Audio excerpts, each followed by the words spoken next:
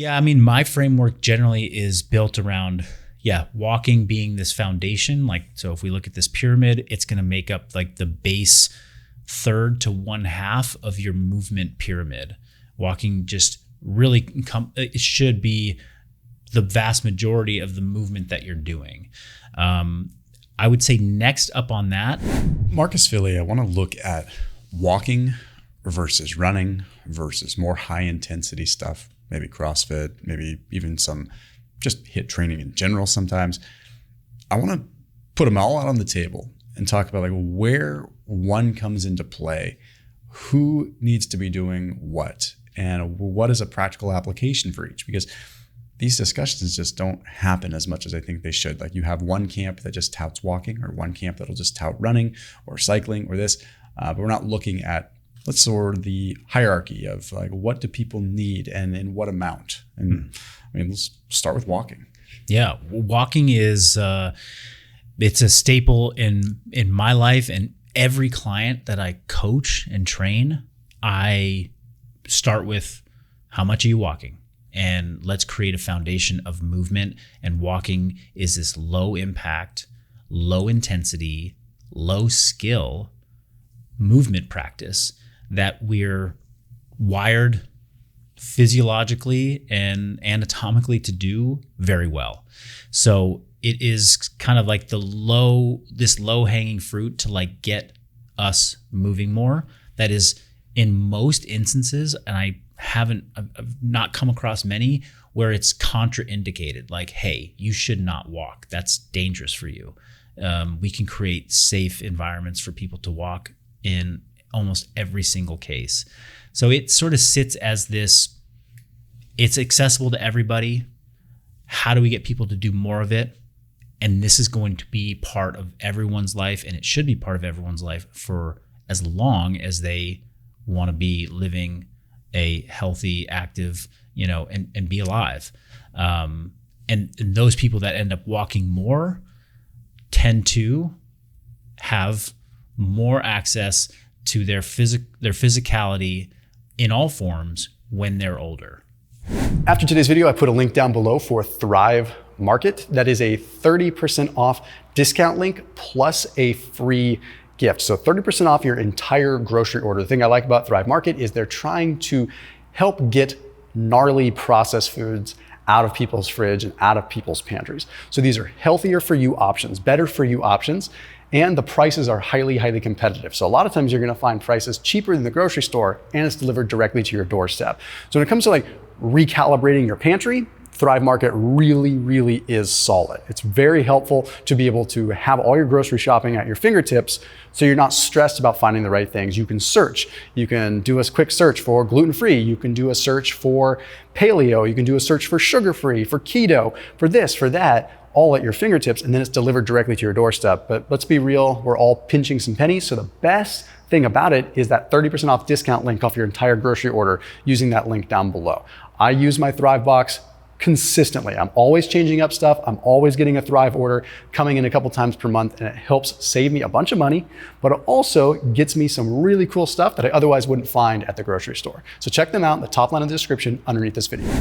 So when you look at, now let's just briefly touch on running, and then we can kind of come back and almost compare. So we've got walking obviously being sustainable. It's life versus just fitness. What about running? Running, I've always looked at as this, and this is coming from somebody who's I've never labeled myself as a runner. Mm-hmm. It was when I was asked to do running in the various sports that I played, it was always a challenge for me to develop a sustainable running practice or a sustainable skill of running. Run for a long period of time and don't hurt yourself, don't get knee aches and hip pain, and don't burn out. So running is more moderate impact and moderate intensity. Yes, you can vary the amount of intensity by going faster, but going slower, but there's more impact to running than there is to walking. And the other thing is that it's a skill. It's a skill that perhaps when we're born or young kids can run well, but we walk most of our life people don't run, continuously throughout their life. I'm a kid, I'm running around, and then maybe running falls out of your life. And then people see it as an opportunity to build activity and movement and exercise into their life later on. They pick up running again, and they've lost some of the skill that's required to run well at a lower impact. So we see people running, I see people running who are running with poor mechanics, and they don't have good foot striking, and they actually have developed some asymmetries or some mobility stiffness. And when they run, they end up feeling pain. They run in pain, or they run through pain, and it causes injuries. So I think it needs to be really clear that running is a tool people are using to go out and get more activity and energy expenditure in their life. They're using it generally not to say, I'm going to go out and become a great sport runner, but I'm going to go use this to burn calories. And as a choice to go burn calories, choosing running over walking is not just a matter of speed and going faster in the same discipline. It's a matter of looking at, well, this thing actually has a lot more impact. And if I don't do it well, it could have considerably more impact on my body than choosing to walk. I had a neighbor. This dude had no filter. Like, he was just one of those guys that he was not trying to say anything rude. He just had no filter, plus a little bit of a language barrier. So he made a comment to me at one point about when he saw me in my driveway, and he was a landscaper. So we were talking to him about him like helping us out on some stuff. And he was like, kind of asked me what I do for a living. And I told him what I did. And he was like, that makes more sense. He's like, I'd see you going for a run. He's like, and I always thought, like, what kind of person goes for a run? Like, is he not getting enough exercise in his daily life? He's like, he's like, I thought you were just this guy that worked in an office, and when you'd get mad, you'd break your pencil. He's like, and then you'd come home and you'd be like, I need to go run, because you don't get any activity. And as funny and as completely off-putting and rude as it was like, it did make me look at it in that light that I'd never looked at it before. I was like, it's like artificial exercise. I guess I get what you're saying. It's like, it's coming from a guy that's a landscaper, and he's working all the time with his hands, right, and he's moving. So he sees running as like, why are you doing this? Yeah. So then his complete opposite view is like, oh, you must just be in an office and just like, you're just spazzing out and need to go for a run. Yep. Tone that down a little bit. He's not incorrect. Like, we've engineered a lot of activity out of our lives to the point where, like, to go for a conscious run for a form of exercise was probably not a thing 1,000 years ago, unless you were like a specific, athlete in that time or something, right? It was more so like you would run when you would need to run. So it's definitely a skill and something that we've engineered back into our lives to compensate, versus like, say, walking being like, we're going to do this regardless. We need to walk. Yeah. I've done enough running, and I've had periods of time where I've like been running consistently, where I know the the spiritual and the hormonal and sort of endorphin, draw of doing running consistently. There's a culture around it, because it can really feel amazing to people when they do it, and they do it consistently, and they find enough of the skill where it can feel almost effortless, and there's something very therapeutic about it. I think as we're going to go through this list, I think the thing that I want people to understand is that every time you make a step up on this list, from walking to running to then maybe high intensity training, these are not just equal options that you can pick from. Like, I'm going to do some of this, I'm going to do some of this. With each step up the ladder, you should spend the time to learn how to do it right, and to do it well, and to do it in a more sustainable, safe way for you, if you want to tie it to longevity. Because if you just jump into running like, hey, I need to start to lose weight, what's the thing that's going to help me lose weight? Well, everyone's running, I'll go and run. And you don't have a good base of running or an understanding of how to like develop a sustainable practice and use it to burn energy without breaking your body down, you will get into trouble. Same thing with like, I need a way to go burn calories.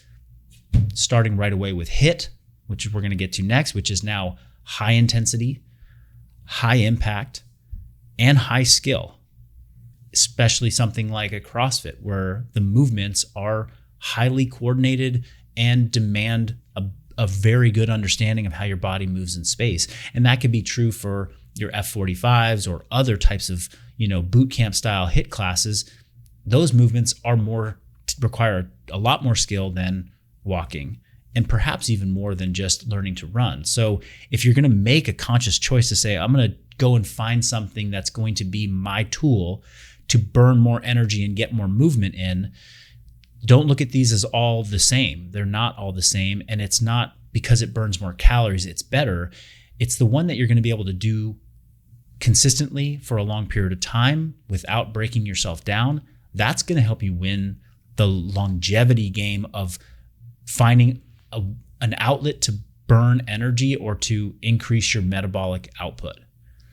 Do you have sort of a rough almost foundation of being like, hey, here's how much you would recommend someone walk versus, and I'm going to say run, but it can also be, running is a skill, cycling is less of a skill, but maybe intense cycling where it's a step up above what you would get out of walking. So because not everyone can run, obviously, versus how much someone might want to throw in like a Metcon or a high intensity kind of thing. Is there sort of a framework that you would recommend people follow for that?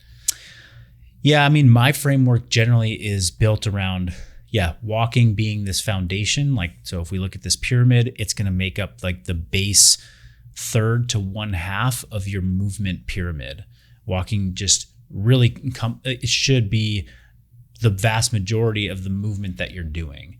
I would say next up on that is probably more of the intensity piece. And not always just intensity, hardcore Metcons, but intensity in training where you go and do the higher impact, a higher skill thing as the next tier up, because that, if you're smart and you train correctly, you pick the skills inside of this high intensity world that you can do safely, and then you go and execute them hard so that you minimize risk, right? A high intensity move that we could decide to pick today would be to go do a barbell snatch and do it very fast for lots of reps and mix it with burpees. Or we could pick pushing hard sprints on the bike and going and doing weighted step ups and combining those two in a high intensity fashion where you're getting some anaerobic lactic training, but you're getting some strength training in your weighted step ups. If I compare those two, which one's higher skill? Well, clearly the snatch combined with a fatiguing burpee is very high skill and more impactful or higher impact for most people. Versus if I could give most everybody that, comes into the gym a version of hard bike with stepping up with weight or some load, and I could dose that correctly where they get a high intensity response without a massive amount of skill required to do it. Therefore, they can do it safely, more safely, and we can build a lot of strength and fitness on the back of that. So that's where walking being that base, and then appropriately prescribed skills in the high intensity category of the this hierarchy that we're building. Like that. You're almost, you're without saying it, you're incorporating a risk ratio there too. Yeah. It's like how do you get the most stimulus with the least amount of potential risk as well? Because I think it's the people that are even north of 40, especially, you hear the word intensity, it gets kind of scary. You're Totally. you think breaking. You're I don't know if I want that. I'm averse to that. I don't really. And I think intensity, A, is relative, but B, it's not just scalable in terms of the actual intensity. It's scalable or malleable in terms of the domain, right? Because you can reach a high intensity on a bike with much less risk of injury than a high intensity sprinting, and much less risk than sprinting down a hill, right? So there's more than one way to sort of skin this when it comes to like the intensity and sort of the risk ratio with it. So it's like if you lessen the risk ratio, then you can have more opportunities to increase the frequency of those high intensity bouts without the negative effect. Precisely. And that was what I was, I guess, trying to articulate, but you just articulated so much better with this risk ratio, is that's how I'm viewing all of this. And when you do get people past 40, 50, and definitely after 60, the idea of intensity becomes increasingly intimidating and scary because there's more at stake. Mm-hmm. If I hurt something, then I'm not going to be able to recover from this like I could have when I was in my earlier decades. And so people become averse to doing hard things. And that's a big problem because that's where they start to lose top end strength and maybe certain levels of like their aerobic capacity or their anaerobic capacity. I mentioned, my mom, and that's where she's in her 70s now. My dad's in his 80s, and they walk a lot. And I'm really happy that they're moving and they're getting steps and they're not sitting. But the idea of doing training, and even with me as like a trained, fitness professional who's coached a lot of people and can help dose, intensity correctly for individuals, they're very, very averse to doing it. It's very scary. And so that's why I think it's such an important thing to build into this pyramid of movement early on.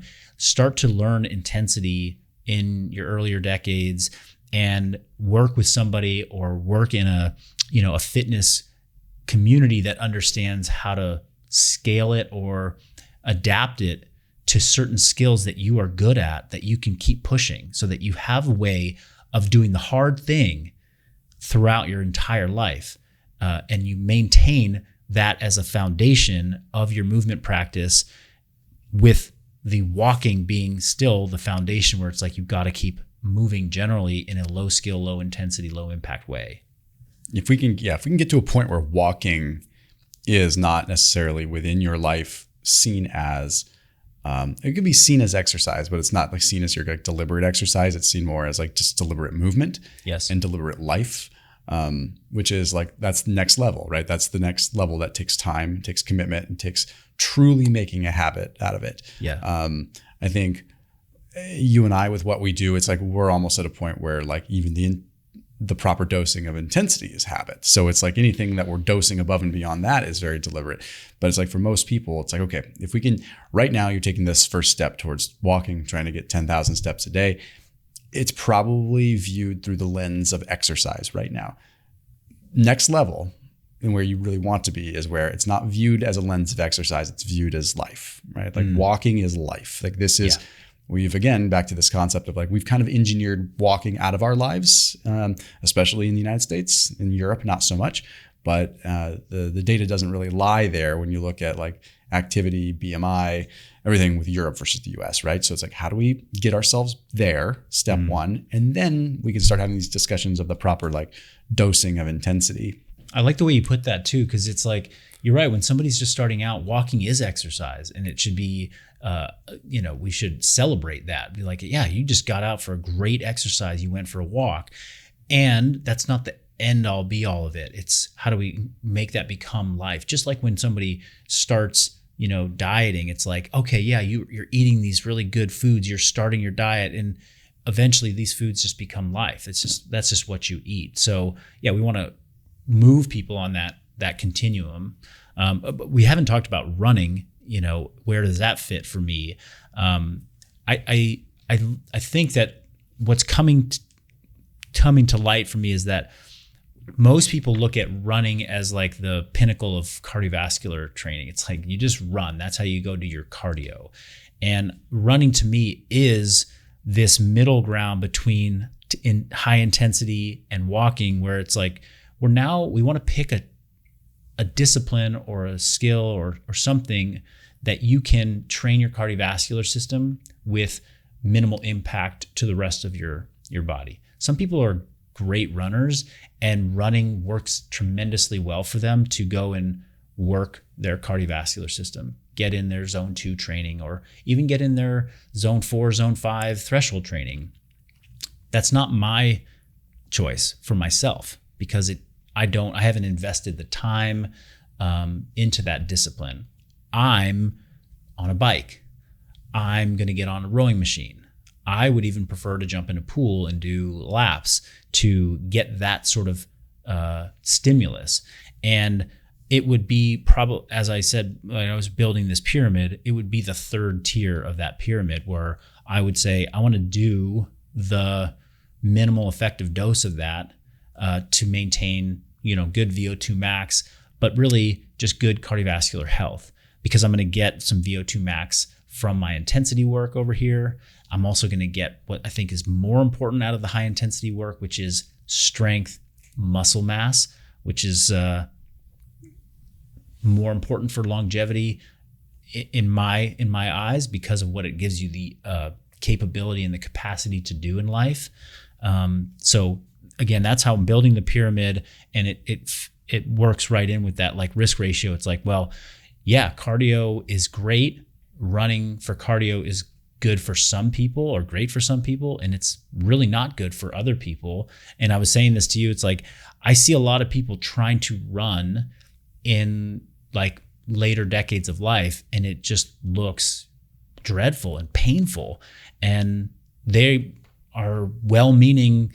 They desire to get out, get some good cardio training, get some good sweat on, and it just doesn't seem to be the best option for those individuals, because they're laboring and probably walking away with, pain and joint issues that don't really equal longevity or health span. Yeah, they've got this image of, those are the kinds of people that probably need to watch this particular video. It's like learning that and getting out of that framework and understanding that, okay, wait a minute, there's another way that I can go about this. I think running is seen as a culture, and it's seen as like, come do this and experience how great it is.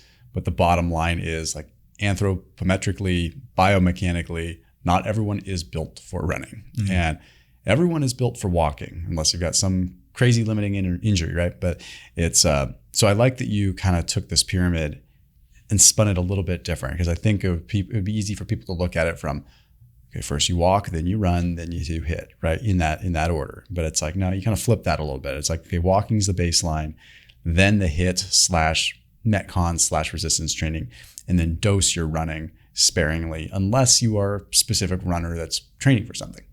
Yeah, exactly. And yeah, and that's where the conversation just diverges. It's like, we're talking about how to build a pyramid of different intensities of movement, different practices of movement, so that you can live long and prosper, versus I want to build my pyramid of movement so I can go out and run an ultra or a marathon, or I want to be the best runner I can be. Then you're going to change the priorities there for sure.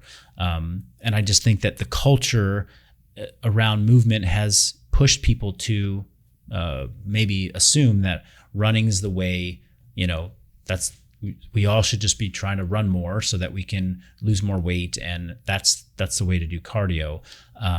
And I see a lot of people just kind of suffering through it, when they don't necessarily need to, and it's really not the only way to build a very robust fitness foundation and health for their life. I'm with you, man. Well, where can everyone find you, Marcus? Check me out at Marcus Philly on Instagram and YouTube. That's where all my content is, and that's where I am breaking down the functional bodybuilding lifestyle, which is how I train, how I coach, bringing functional training and bodybuilding, look good, move well culture together, and all of it's there. Right on, my man. Thanks, brother. Yeah.